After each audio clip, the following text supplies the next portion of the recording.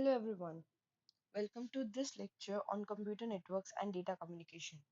Today, we are going to begin Unit 1 of our syllabus by understanding the concept of network types. Before discussing PAN, LAN, MAN, and WAN, it is important to understand what a computer network actually is, why networks are required, and how communication takes place between devices. Nowadays, computer networks are part of our everyday life. Whether we send a message on WhatsApp, attend an online class, transfer money through UPI, stream movies on Netflix, upload files to Google Drive, or even use social media. All these activities depend on computer networks. But networking is much more than internet access. A computer network allows devices to communicate, share information, and share resources efficiently. In this lecture, we gradually move from the basic concepts to the classification of networks based on geographical coverage. Let's begin with the definition of a computer network.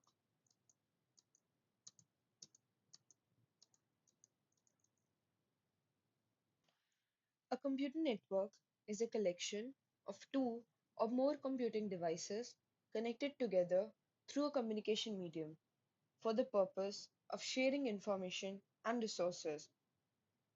There are two keywords in this definition: connection and communication. Imagine you have five computers in a classroom. If they are simply placed next to each other but cannot exchange files or communicate, they are just independent computers. However, if they are connected using network cables or Wi Fi and can exchange data, they become part of a computer network. A network can be very small or extremely large. For example, two laptops connected through Wi Fi form a network. A college computer lab with 50 computers forms a network. A university campus connecting different departments forms a network. The internet connects billions of devices across the world and is the largest example of networking. So the size changes, but the purpose remains the same: communication and resource sharing. Another important point is that a network is made up of different types of devices.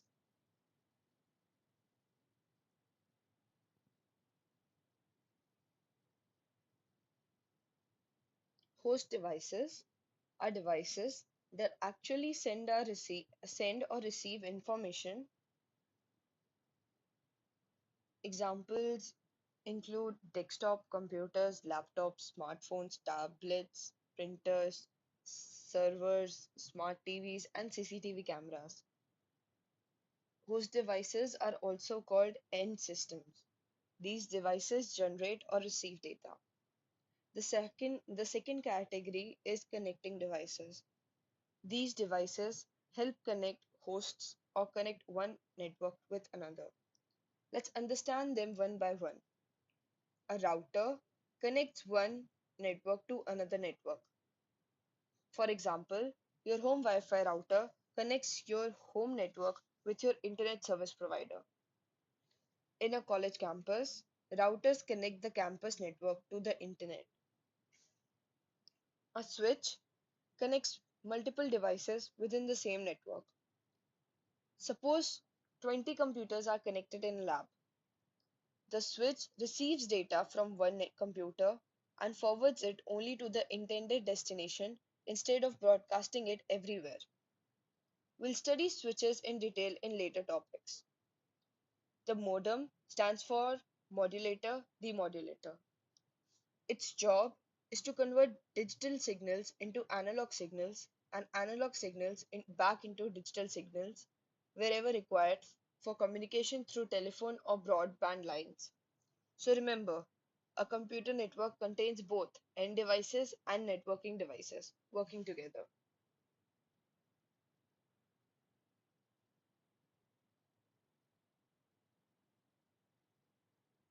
Before modern networking existed, computers mostly worked independently. In the early days, data was transferred using storage devices like floppy disks or CDs.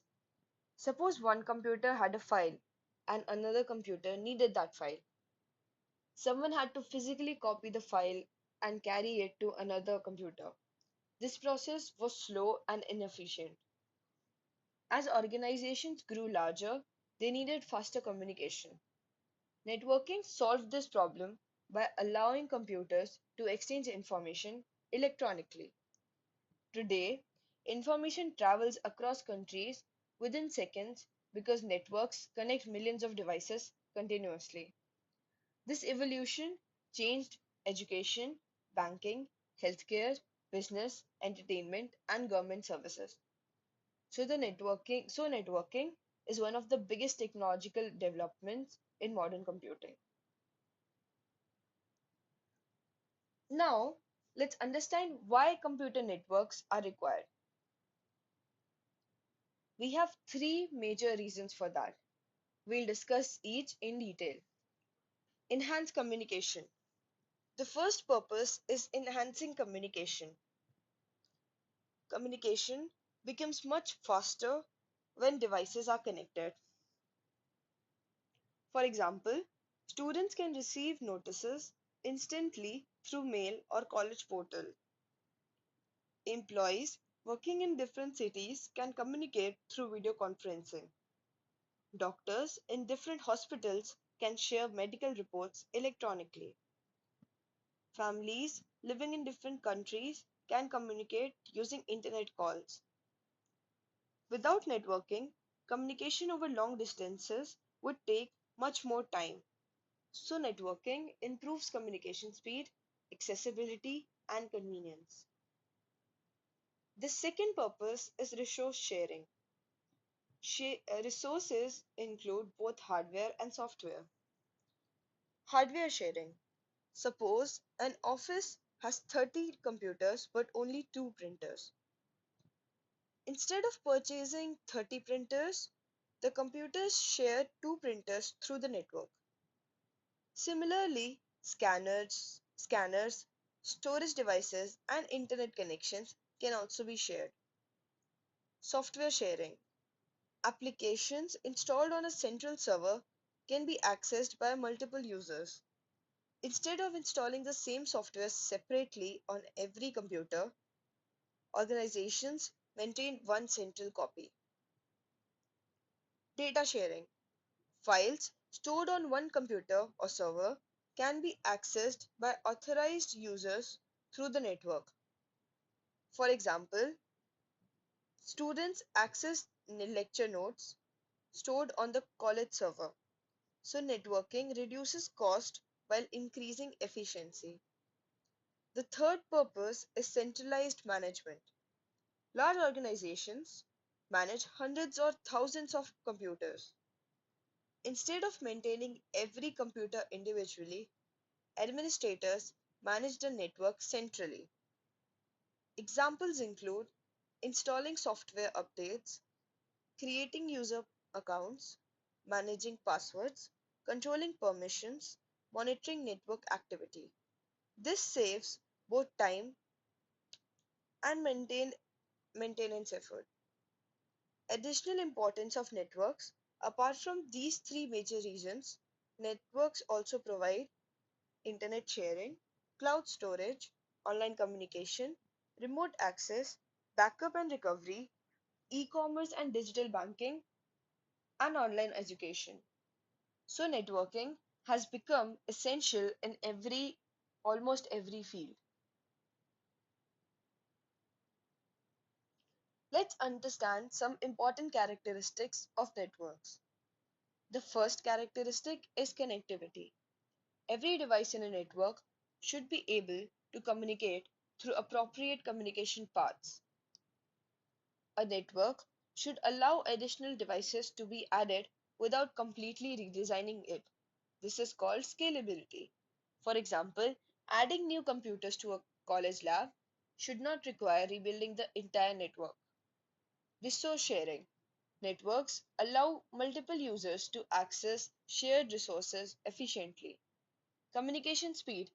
Networking enables quick transmission of information between devices. Reliability. A good computer network continues functioning even when some components fail. Security. Only authorized users should access network resources. These characteristics make networking useful for organizations and individuals. Now, let's move to data communication. Data communication means exchanging information between two devices through some transmission medium. Communication is successful only when the receiver understands what the sender transmits. Let's understand the five components involved. The sender is the device that originates the message. Your laptop sending an assignment. The receiver is the destination device. Your teacher's computer receiving the assignment. The message is the information being communicated. Messages can be text, image, audio, video, documents, or numeric data. Transmission medium. The transmission medium carries the message. There are two categories: wired media and wireless media. Wired media. Examples include twisted pair cables, coaxial cables, and fiber optic cables. Unwired media. Examples include Wi-Fi, Bluetooth, radio waves, microwaves, and infrared. We'll study these media later in Unit 1. Protocol. A protocol is a set of communication rules followed by both sender and receiver.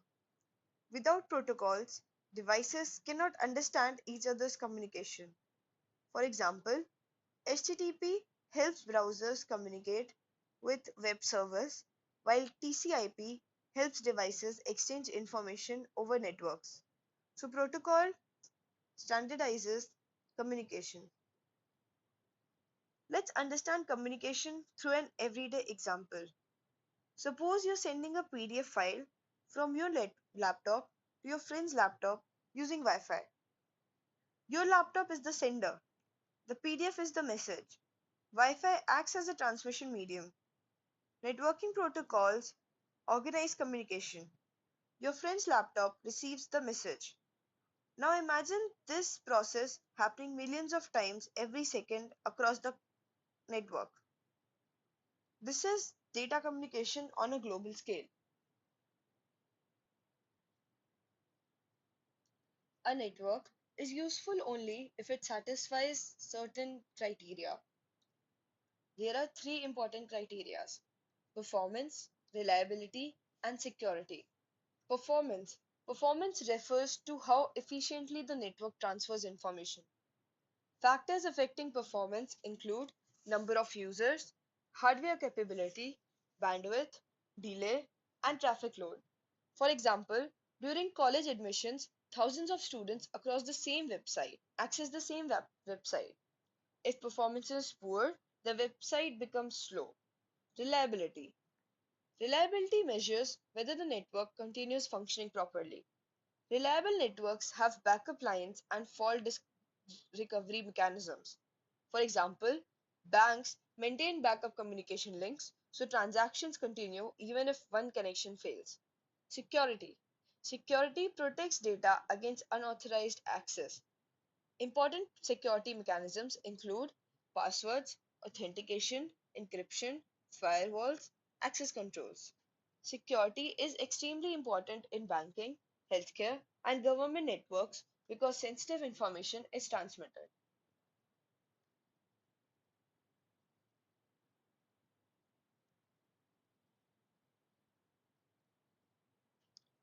Communication between devices can happen in different directions. There are three modes of data flow. Simplex communication allows transmission only in one direction. The sender only sends, the receiver only receives. Examples include keyboards, sending input, and traditional television broadcasting. A simple way to visualize simplex is a one-way road. Half duplex communication allows both devices to send and receive information but not simultaneously. Only one device transmits at a time. Example, walkie-talkies.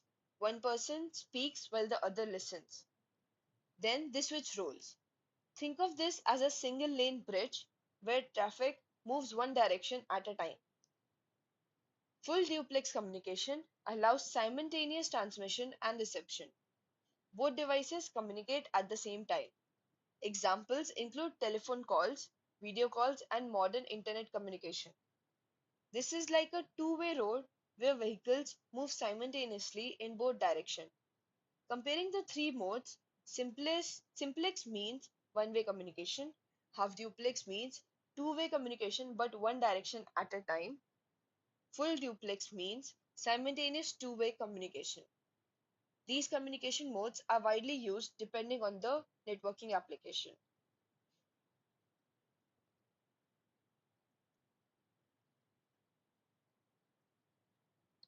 Now that we understand the basic concepts of networking and data communication, let's move to another important concept mentioned in the PPT, point-to-point and multi-point connections.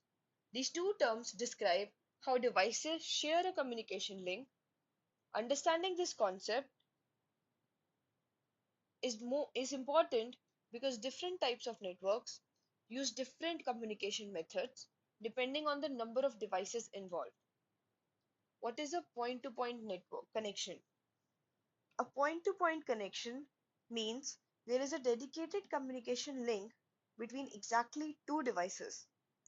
The entire capacity of that communication link is reserved only for those two devices. Think of it as a private road connecting two houses. Only those two houses use that road and nobody else shares it. For example, suppose computer A is connected directly to computer B using a cable. Whatever data computer A sends travels directly to computer B through that dedicated link. No other device can be used no other device can use that communication path. Another real life example is a leased line connecting the head office of a company with one branch office. That communication path is dedicated for those two locations. Point to point connection can use different transmission media. It may be a twisted pair cable, optical fiber, microwave link, or satellite communication. The medium changes, but the communication still remains between two endpoints. Characteristics of point-to-point communication. Let's understand its characteristics. It connects exactly two devices. The communication path is dedicated. The bandwidth is not shared with other users. Communication is usually faster because there is no competition for the link. Security is also better because only two endpoints communicate through that communication. One major advantage is high speed because the entire bandwidth is available for communication. Another advantage is better security. Since the link is dedicated, unauthorized devices cannot easily access the communication. It is easier to troubleshoot because only two devices are involved. However, there are disadvantages as well. If we have many devices, creating separate point-to-point links between every pair becomes expensive.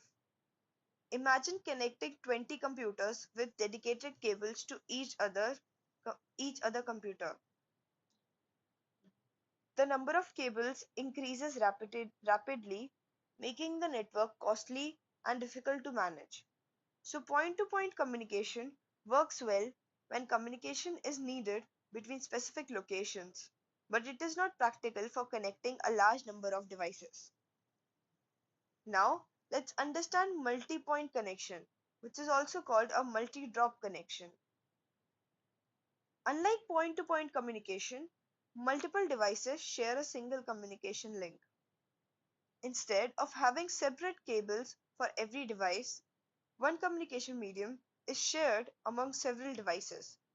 Think about a classroom projector connected through one wireless network. Multiple laptops may communicate through the same wireless access point. They share the available communication channel. Suppose five computers are connected through one communication cable. Whenever one computer sends information, the communication cable is shared among all connected devices. The receiving device accepts the message while other devices ignore it if it is not addressed to them. The important idea is sharing.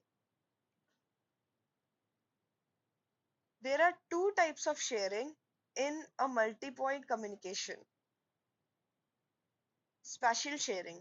In spatial sharing, multiple devices can use different portions of the communication medium simultaneously. For example, different users may communicate through different channels or frequencies. In time sharing, devices use the same communication channel at different times. Each device gets its own time slot to communicate. This is similar to taking turns during a conversation. The biggest advantage of multi-point connection is cost reduction. Instead of installing many dedicated cables, one communication link serves multiple devices. It is also easier to expand because new devices can be connected to the shared medium. Since multi-devices share the same channel, congestion may occur. This is one of the biggest disadvantages. As the number of users increases, communication speed may decrease. There is also a higher possibility of collisions in shared communication media. Let's compare both.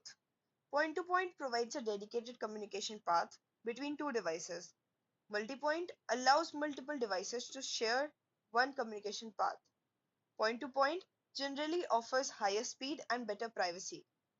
Multipoint is more economical and suitable when many devices need connectivity. This comparison is very important because it appears frequently in computer networking top concepts. Now that we've understood, now that we've understood different communication connections, let's move to the main classification of networks based on geographical coverage. We'll begin with the smallest network type, personal area network.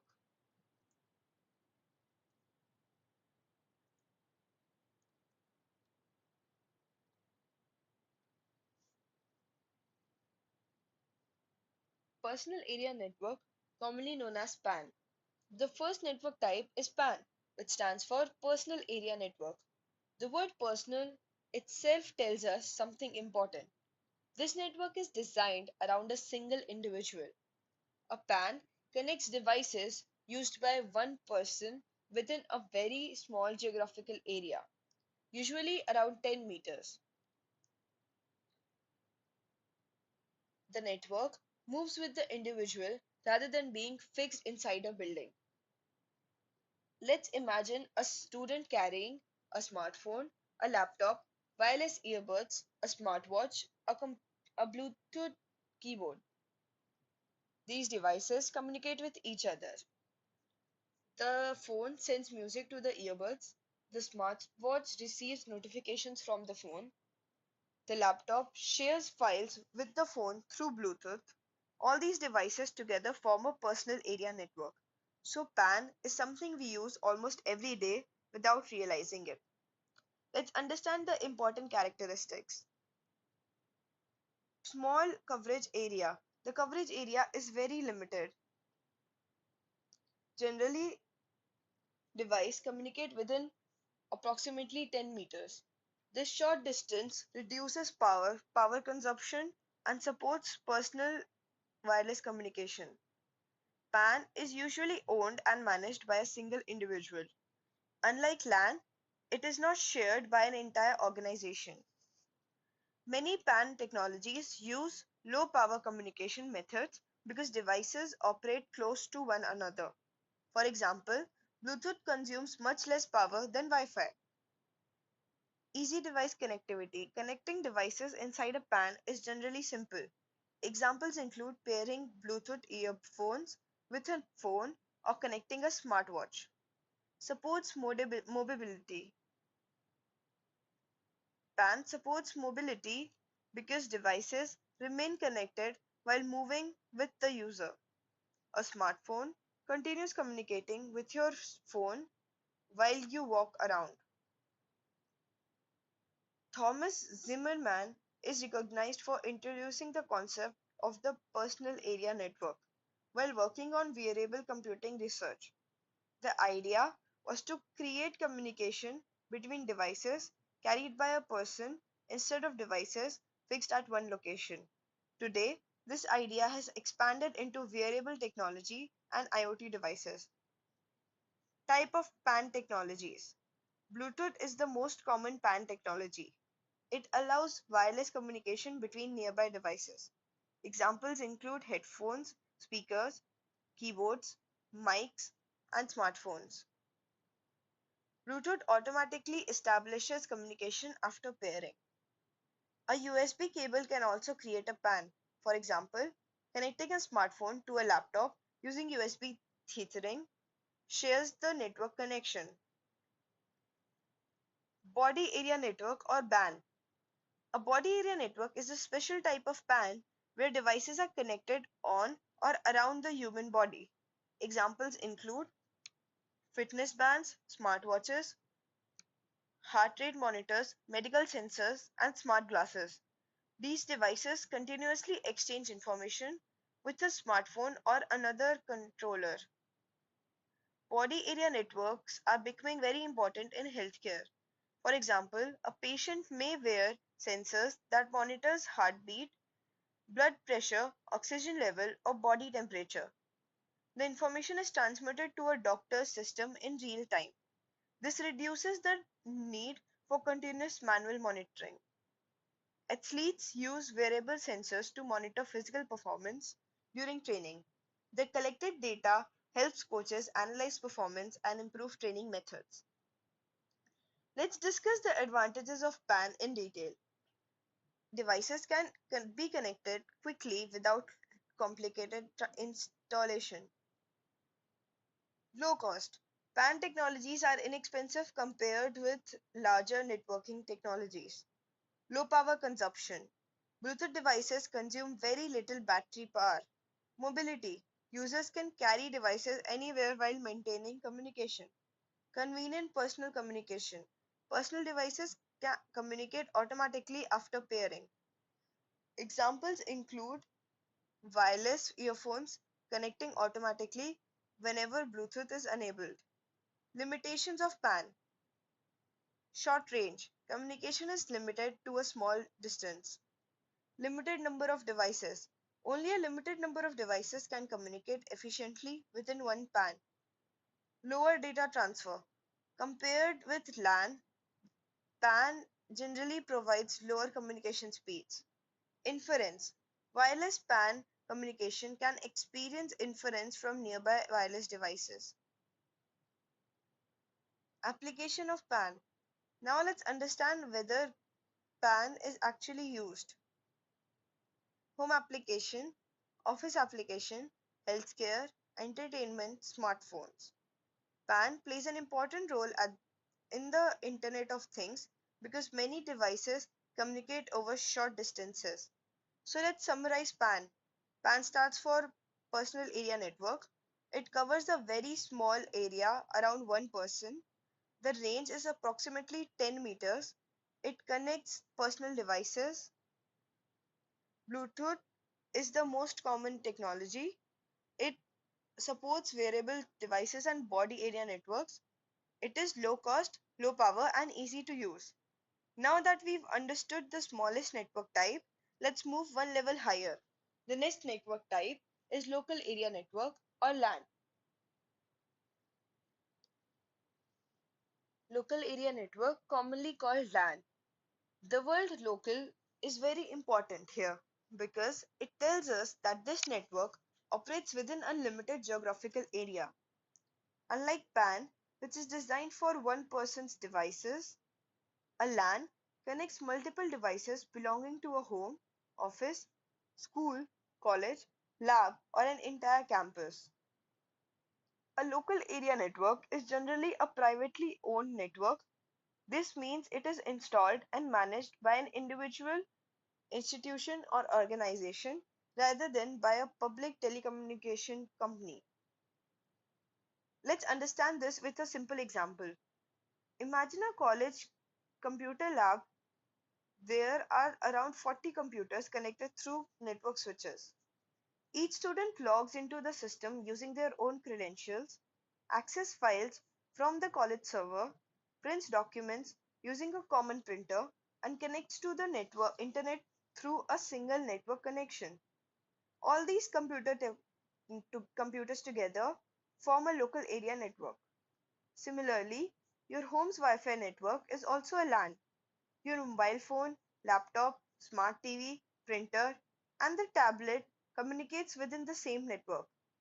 So whether devices communicate within a building, office, home, or campus, we are generally talking about a LAN. A local area network connects hosts or devices within a restricted geographical area, such as a room, office, building, or campus. The important points to remember are limited geographical coverage, high-speed communication, private ownership, resource sharing, and easy maintenance. The geographical coverage may vary depending on the organization. It could be a single classroom, an office floor, an entire school building, or multiple buildings inside one campus. Unlike MAN and WAN, LAN is not designed to connect cities or countries. Its purpose is to provide fast communication within one local environment. Let's understand the components of a LAN. Computers or hosts. They are the end devices that generate or receive data. Examples include desktop computers, laptops, workstations, printers, and servers. Switch is one of the most important networking devices inside a LAN. Its job is to connect all the devices together. Suppose computer A wants to send information to computer B. Instead of sending it to every device, the switch receives the data and forwards it only to computer B. This makes communication faster and reduces unnecessary traffic. Server. Many LANs use a central server. The server provides stores files, application, databases, user accounts, and printers. Students or employees access these resources through the network. Network Interface Card (NIC). Every device connected to a LAN requires a network interface card. The NIC allows the device to communicate with the network. Without an NIC, a computer cannot connect to the LAN. Communication medium. LAN use either wired or wireless communication. Wired LANs commonly use Ethernet cables. Wireless LANs use Wi-Fi access points. Let's understand the working of a LAN step by step. Suppose student A wants to send a file to student B. First, student A selects the file. The computer converts the file into data packets. These packets reach the switch through the network cable. The switch identifies the destination address. Instead of broadcasting the packet everywhere, it forwards the packet only to student B's computer. Student B receives the packet and reconstructs the file. This communication happens within a few milliseconds because LAN operates at high speed. Now, imagine this happening simultaneously between many computers inside the lab. The switch manages all those communication efficiently. LAN architecture has changed over time. In traditional LANs, all computers were connected using one common communication cable. This cable acted as a shared communication medium. Whenever one computer transmitted data, every computer connected to that cable received the transmission.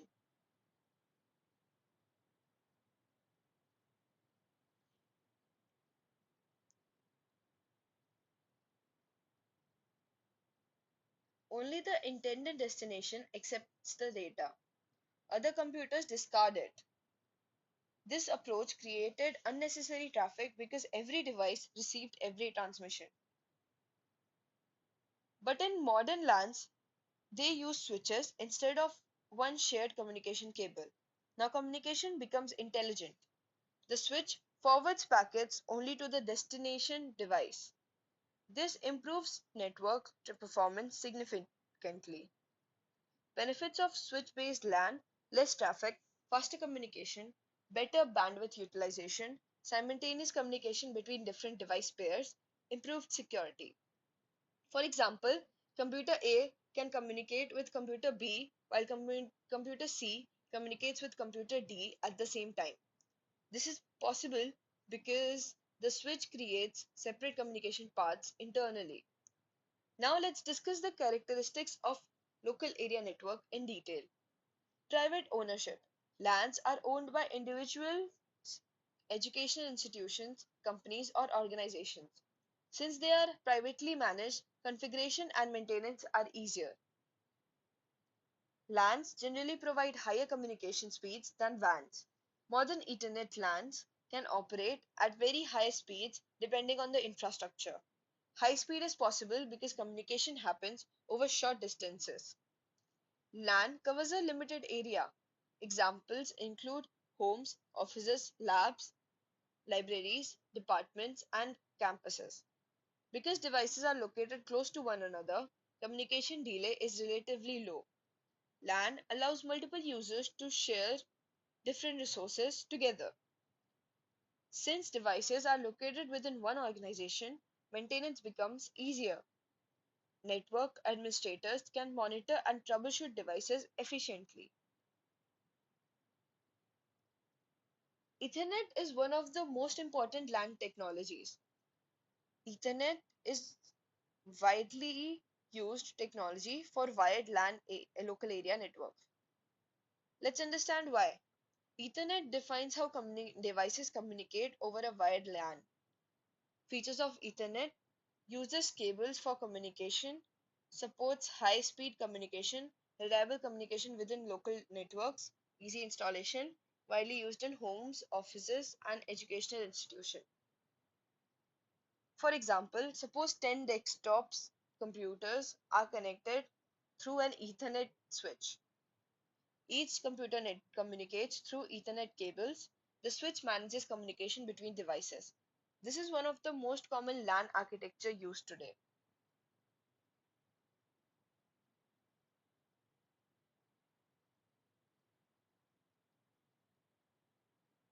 Let's understand LAN through a complete practical example. Imagine a college engineering department. The department has computer lab, faculty room, library, administrator's office, and project lab. All these rooms have computers connected through switches. There is one server room. Student access labs systems. Faculty uploads notes to the server. Library computers access the database. The administrative office accesses student records. Everyone shares printers and internet connectivity. Although different rooms are involved, communication still remains within the same campus. Therefore, this is a local area network. This example helps visualize how LAN works in educational institutions. Let's discuss LAN advantages in detail. High-speed communication. Short distance communication allows high data transfer speed. Hardware and software resources are shared efficiently.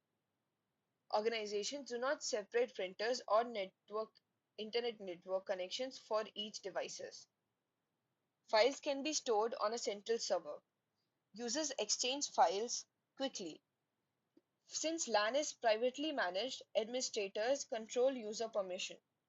New computers can be added using switches without rebuilding the network.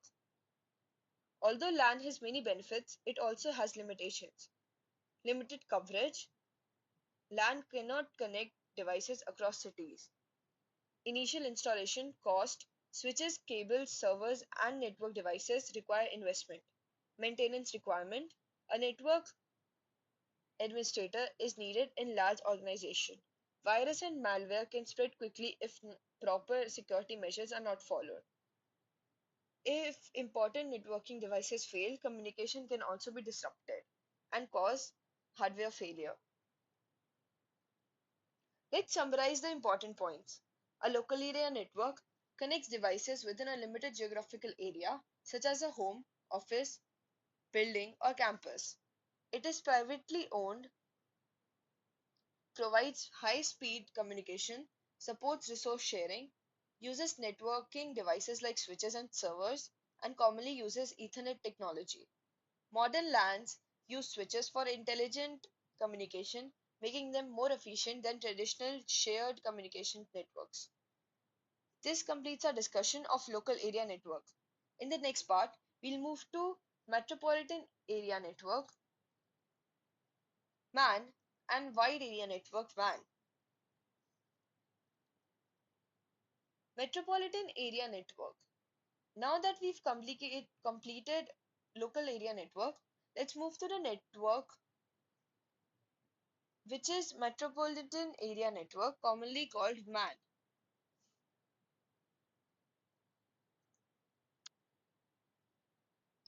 The word metropolitan refers to a city or urban area.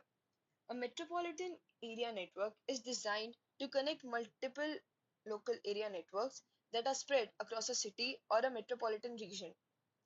In simple words, a MAN is larger than a LAN but smaller than a WAN. Let's understand this through a real life example. Imagine our university having three campuses located in different parts of Chennai. Each campus has its own LAN connecting classrooms, labs, library computers, and administrative offices. Now, if all these campuses need to communicate with one another and share data, we need a network that covers the entire city. That network is called a metropolitan area network. So LAN connects devices inside one building or campus, while MAN connects multiple LAN devices across a city. A metropolitan area network is a network that covers a town, city, or metropolitan area. The approximate coverage is around 40 kilometers. The approximate coverage is around 50 kilometers, although the exact coverage depends on the organization and infrastructure. A MAN is generally used when communication is required between different buildings or campuses that belong to the same organization. For example, a university with multiple campuses, a bank with several branches in one city, government offices spread across a metropolitan region, hospitals with different branches in the same city. The main objective of MAN is to provide high speed communication between multiple LANs. Unlike PAN and LAN, which usually belong to one building or campus, MAN allows communication over a much larger area while still remaining inside one city. Let's understand how a MAN is organized. Imagine three different office buildings. Each office has its own LAN. Inside each LAN, computers communicate using switches. Now these LANs are connected through optical fiber cables or other high-speed communication links. At important locations, routers connect these LANs together. So the communication path becomes LAN to router to metropolitan network to router to another LAN. This means users working in one office can access servers located in another office without using the public internet. Now, let's understand the characteristics one by one. A MAN covers a city or metropolitan area, so it has a fairly larger coverage than LAN. This makes it suitable for organization operating in different locations within the same city. It also provides high speed communication than typical WAN communication because the geographical area is still relatively limited. The most important characteristic is that MAN connects multiple LAN together. Instead of connecting individual computers, it connects entire networks. It provides a very high speed communication medium and supports distributed computing. Now let's understand where MAN is used. Suppose a bank has 10 branches across Chennai. Customers can deposit money in one branch and withdraw it from another because all branches communicate through the bank's man. It is also used in airline reservation systems, where airline offices located throughout a city access one reservation database. Whenever one ticket is booked, all branches receive updated information immediately. Or university campuses, different campuses communicate within the university's central server. Students can access attendance, examination portals, and library databases regardless of campuses. Some advantages of WAN include it can connect multiple LANs, it gives better resource sharing, it provides high speed communication, it is very cost effective for large organization, and easy data sharing. Limitations of WAN include that it has higher installation cost than LAN, it has a complex network management, there are some security challenges, and maintenance cost is very high.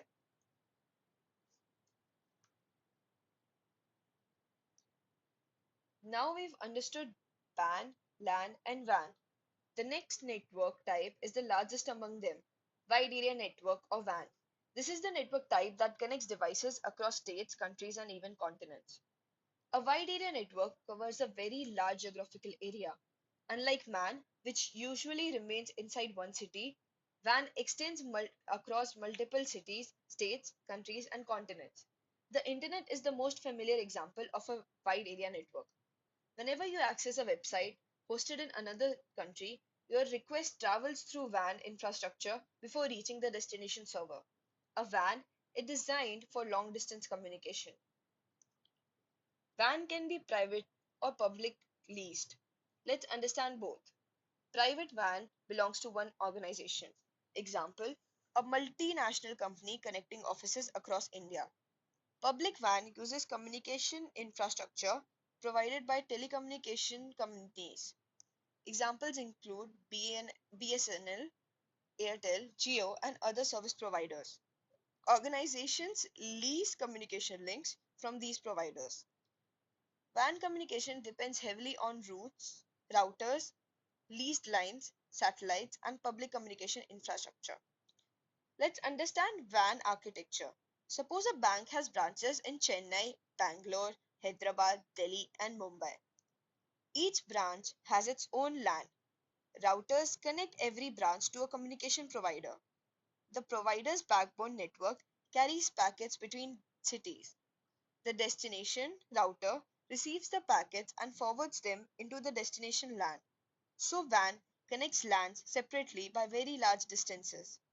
Unlike LAN, communication travels through multiple routers before reaching the destination.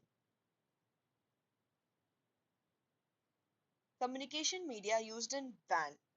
Public switch telephone networks (PSTN) telephone infrastructure can carry digital communication. Satellite communication. Satellite links provide communication where physical cable are difficult.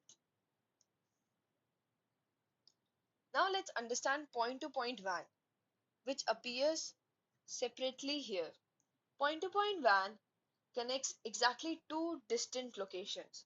Suppose a company's headquarters is in Chennai, communicates directly with its branch in Bangalore through one leased communication link.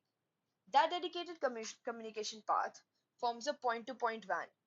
Characteristics include two endpoints, dedicated communication path, reliable communication suitable for branch connectivity. Examples include leased fiber links and dedicated microwave links. Now let's discuss switched WAN. Instead of connecting only two locations, switched WAN connects multiple locations through switching devices.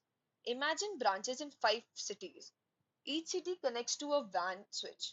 The switch creates communication paths wherever data needs to travel. Instead of maintaining dedicated links between each pair of branches, switching infrastructure forwards packets through the network. This approach is much more scalable. Switched WAN is a combination of several point-to-point WANs connected using switches. This forms the backbone of modern communication networks. Characteristics of WAN. Important characteristics include covers very large geographical area, connects multiple LANs and MANs, uses routers for communication, uses leased lines, satellites, optical fiber, and public telephone infrastructure, supports communication across states and countries, more complex to manage than LAN or WAN.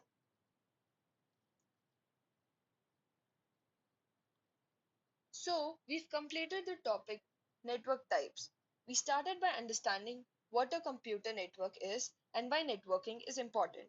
We discussed data communication, communication components, network criteria, data flow, and communication links.